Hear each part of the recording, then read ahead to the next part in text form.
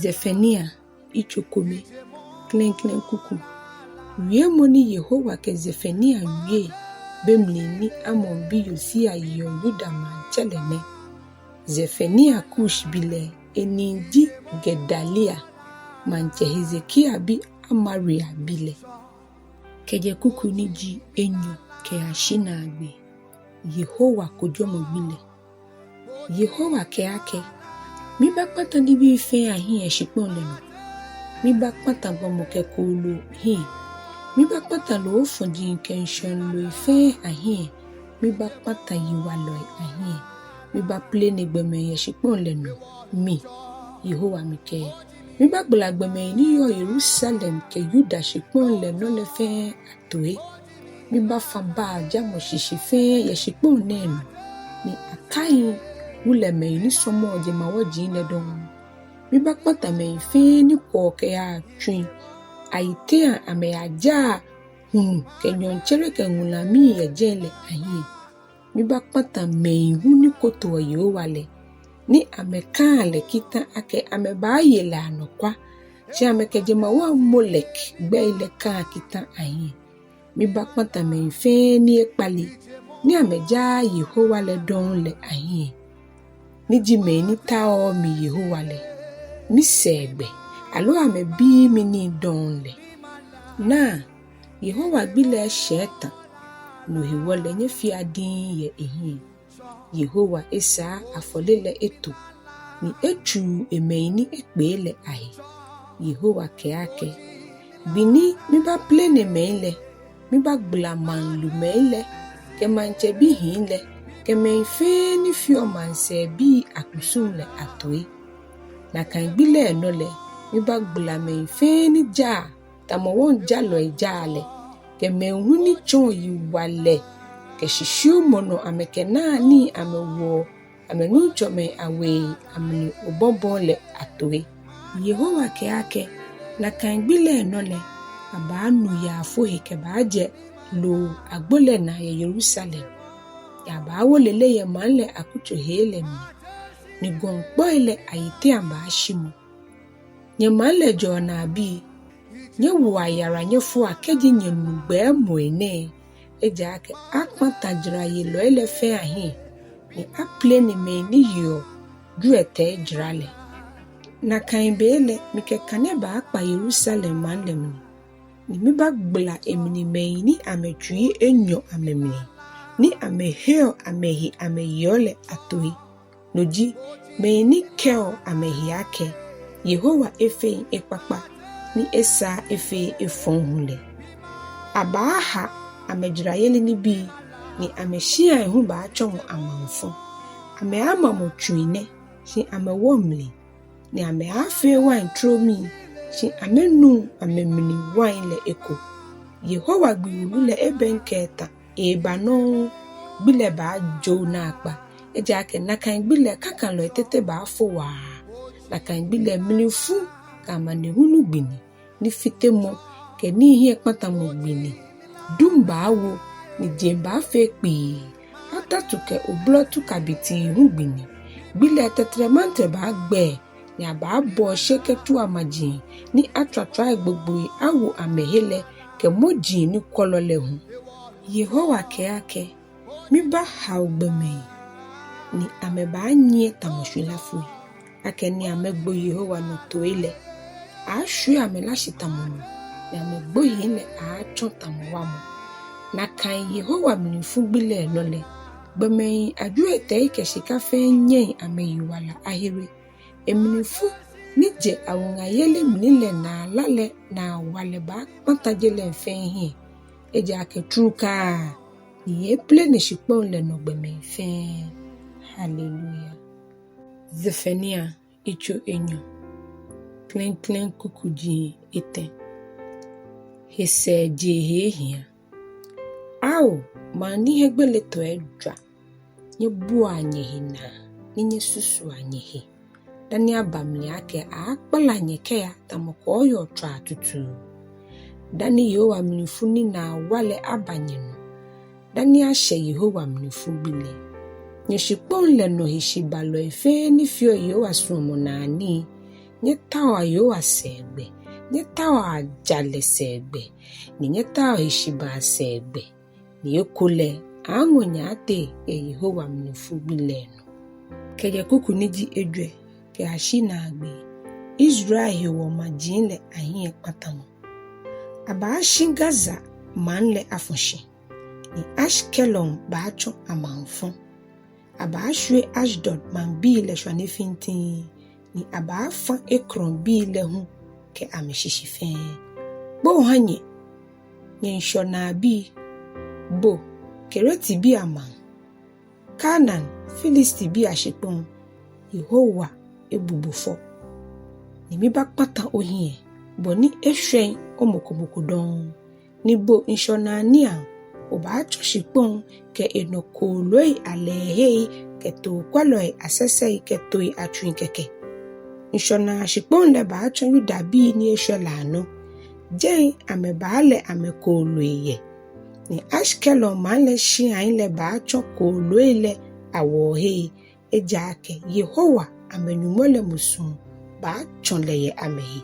Ni baha ameshwere ekomu. Yehowa keake. Minu jamoi ni Moabi jo mi mambile. Ke ahora ni amon bi hu bo bi we bile. Ke shwani ameshwan ake amebasho mi mambile ashikpon le ye amedinle. Beani mituntu di Yehowa tayache. Israel nyumo heka lole mi ke ake. Ja Moab chotamu Sodom.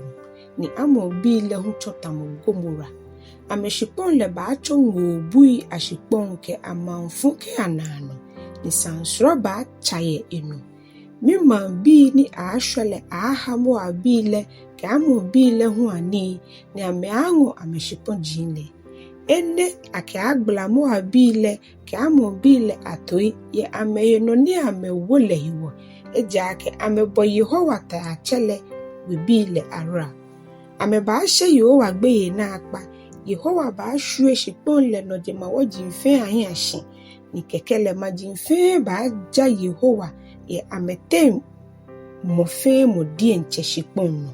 Ninye Ethiopia bi Yehowa ba ple nenye hu. Yehowa ba akpa eninemni kesheko yigbe kekpata Assyria hi. Ni ba ha ni nevi man le acho amanfo. Ni no ba agbi wese tamoshia ngano. Jen ba achon koloi kui ke koloi sroto efe ashibu mohe.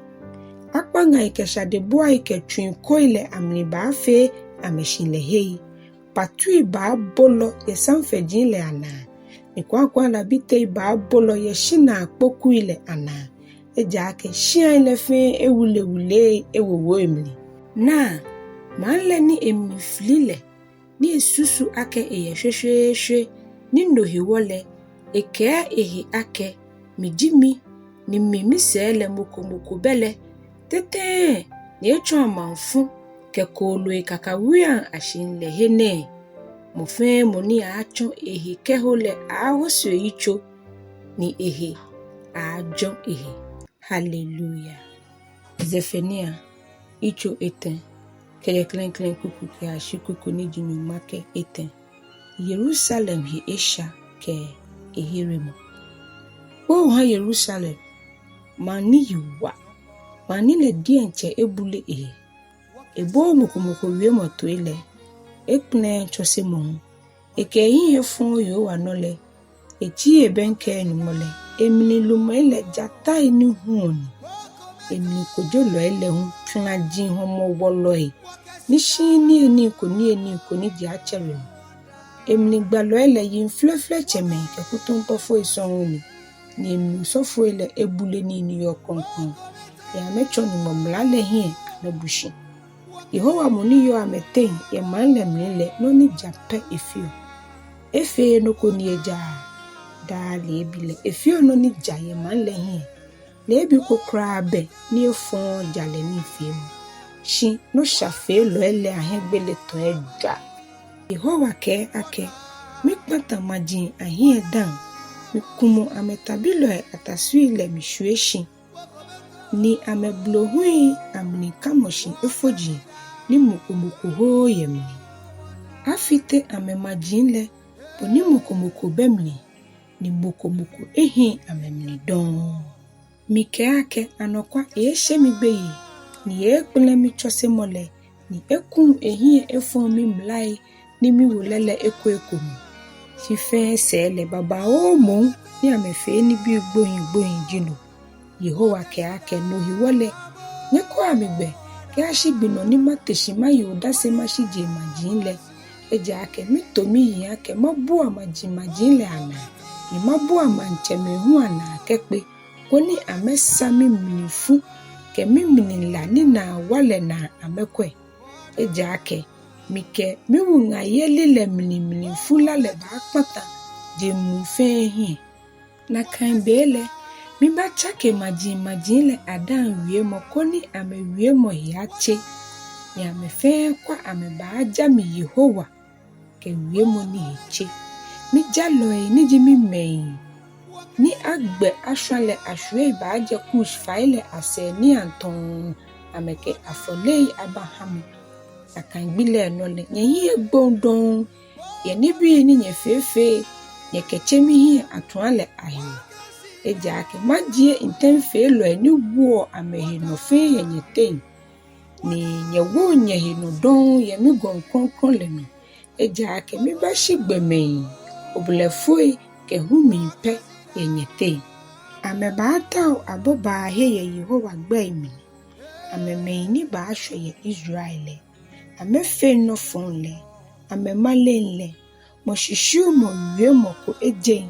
amena amebaishi ni amebashwere ni mukowo amehebe keje kuku ni dinu makedwe ke ashina agbe Nyamɔ lala Zion biyo la Nyamɔ lala wa Israel boshe Yerusalem biyo nya omli aflibo ke otu ife Yehowa efo otu egblamɔ lese eshue ohenyelo elefe kete Yehowa Israel manchele yenyete nyeshe efon kobe yedon be mimba beni abaka Yerusalem ake kwe Zion ka shegbe ka ha onijami jewi Yehowa onyumole kebuye tayache ni ha ayokunimle enya ohikemishe ekuse esumobu eko ebala kemini filimo ye ohewo